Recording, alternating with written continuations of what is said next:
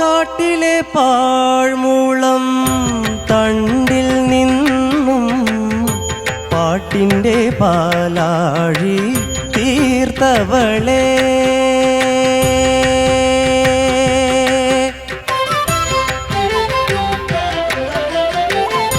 കാട്ടിലെ പാഴ്മൂളം തണ്ടിൽ നിന്നും പാട്ടിൻ്റെ പാലാഴി തീർത്തവളെ ആനന്ദകാരിണി അമൃതഭാഷിണി ഗാനവിമോഹിനി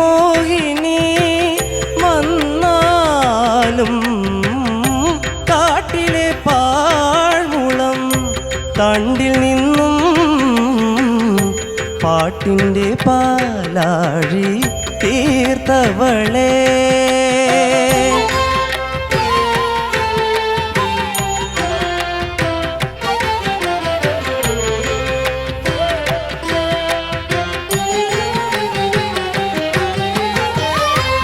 നിനക്കായി സർവവും ത്യജിച്ചൊരു ദാസൻ വിളിക്കുന്നു, നിന്നെ വിളിക്കുന്നു.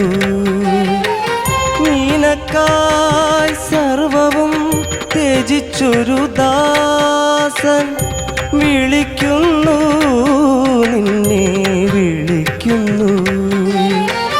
കനകഗോപുര നടയിൽ നിന്നും ക്ഷണിക്കുന്നു, നിന്നെ ക്ഷണിക്കുന്നു. കാട്ടിലെ പാഴ്മുളം തണ്ടിൽ നിന്നും പാട്ടിൻ്റെ പാലാഴി തീർത്തവളെ ആനന്ദകാരിണി അമൃതഭാഷിണി ഗാനവിമോഹിനി വന്നാലും കാട്ടിലെ പാഴ്മുളം തണ്ടിൽ നിന്നും പാട്ടിൻ്റെ പാലാഴി തീർത്തവളെ ആനന്ദകാരിണി അമൃതഭാഷിണി ഗാനവിമോഹിനി വന്നാലും കാട്ടിലെ പാഴ്മുളം തണ്ടിൽ നിന്നും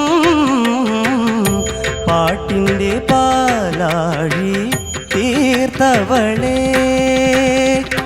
മന്മനു വീണയിൽ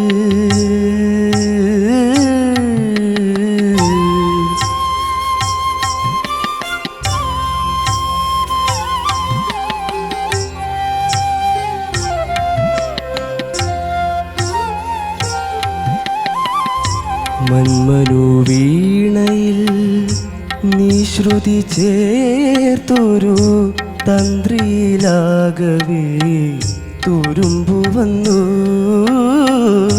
മന്മനു വീണയിൽ നീ ശ്രുതി ചേർത്തൊരു തന്ത്രിയിലാകവേ തുരുമ്പു വന്നു.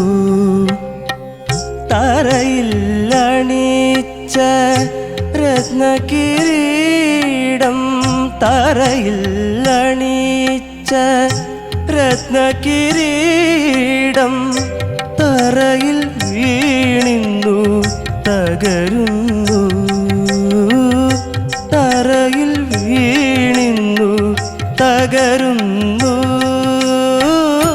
കാട്ടിലെ പാഴ്മൂളം തണ്ടിൽ നിന്നും പാട്ടിൻ്റെ പാലാഴി തീർത്തവളെ വരവാണി കനവേണി വരുമോ, നീ വരുമോ? മധുര മധുരമാദർശന ലഹരിയിൽ തരുമോ, നീ തരുമോ? മന്ദിരമിരുളുന്നു ദേവി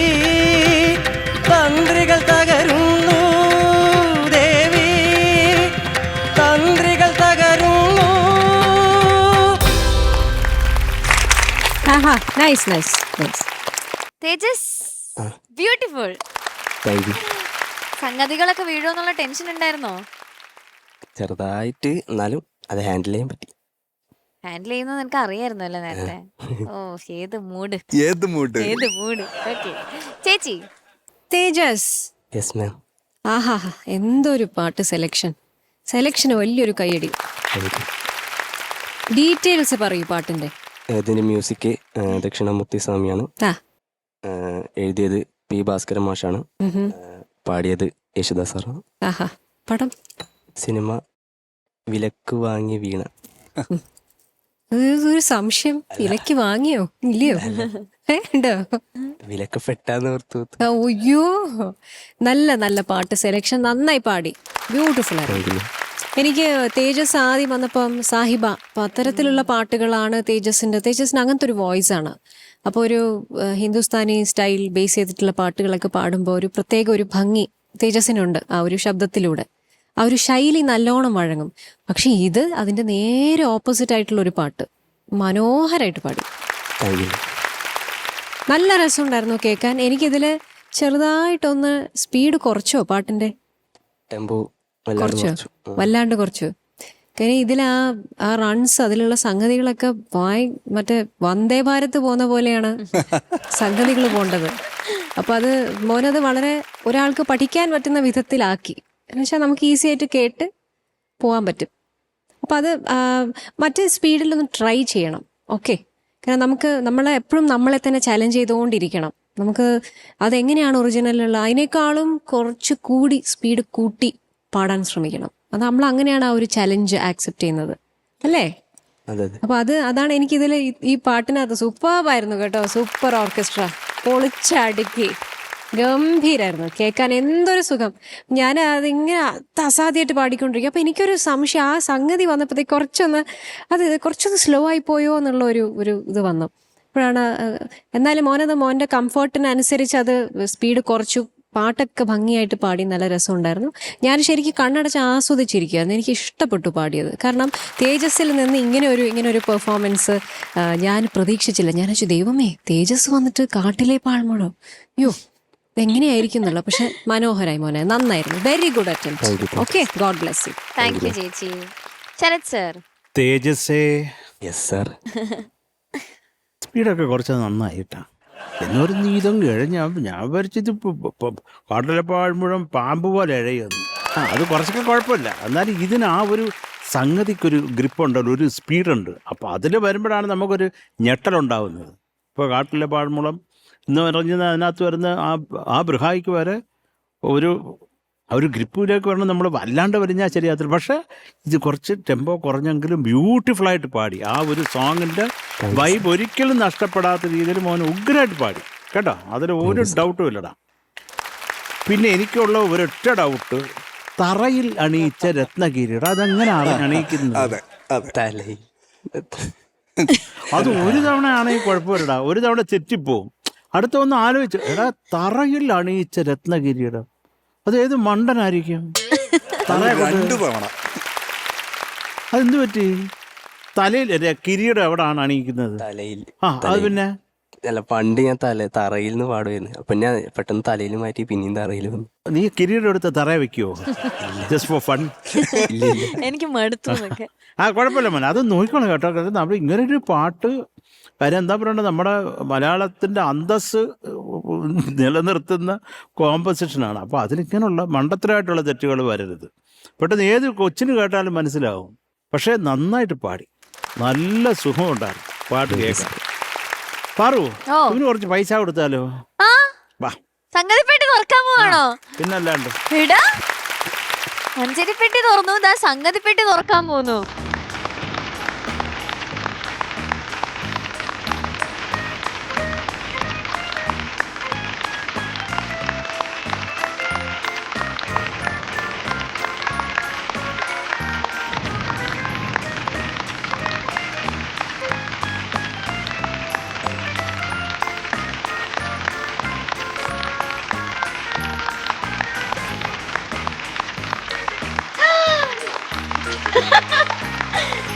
കാശ് കൊടുത്ത സ്പീഡിൽ തന്നെ പെട്ടി അടച്ചു കളഞ്ഞു. അവൻ പാട്ടിന്റെ സ്പീഡ് കുറച്ചു, അതുകൊണ്ട് പെട്ടി അടച്ചു.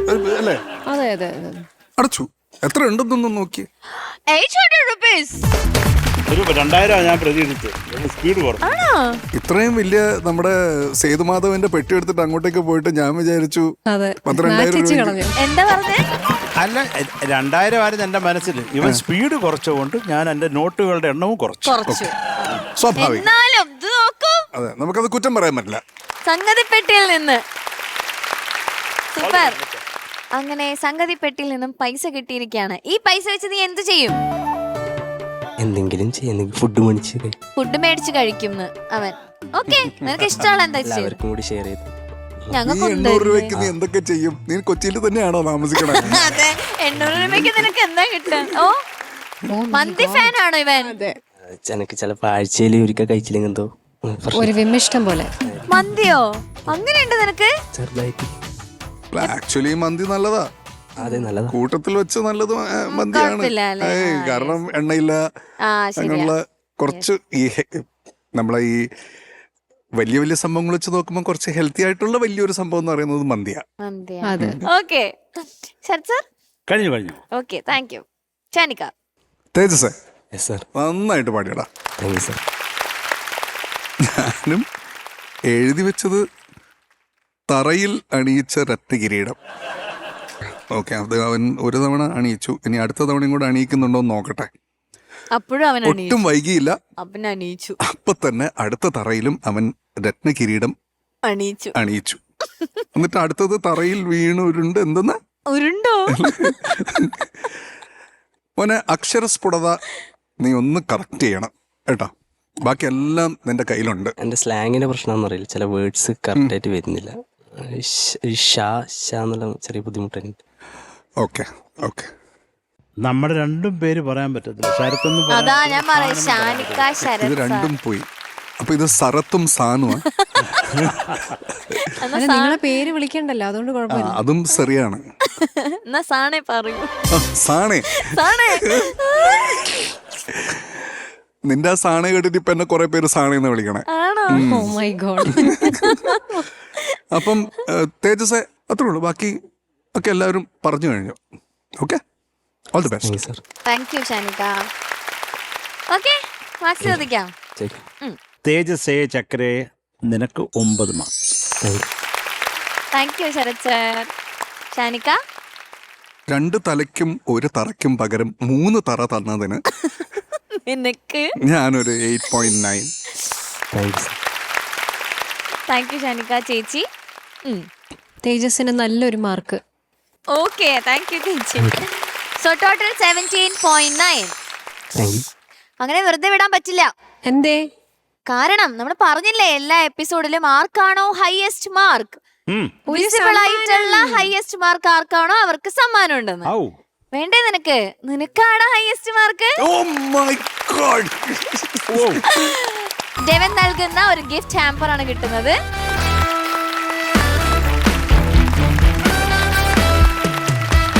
അപ്പോ ഈ എപ്പിസോഡിലെ ഹൈയസ്റ്റ് മാർക്ക് കിട്ടിയ തേജസിന് നമ്മുടെ കോ സ്പോൺസർ ഡെവൻ നൽകുന്ന ഒരു ഗിഫ്റ്റ് ഹാമ്പർ.